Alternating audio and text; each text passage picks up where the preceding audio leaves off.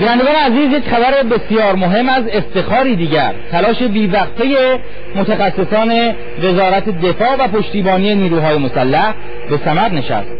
ساخت 2 سلاح کارآمد، بروز، قدرتمند و بسیار پیچیده برای مقابله با تهدیدات سطحی و زیرسطحی.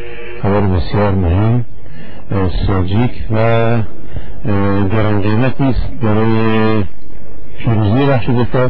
بله، ایران با توجه به موقعیت خاص جغرافیایی، اهمیت آبها و تهدیدات منطقه‌ای پس از ساخت زیردریایی اژدر هم تولید کرد.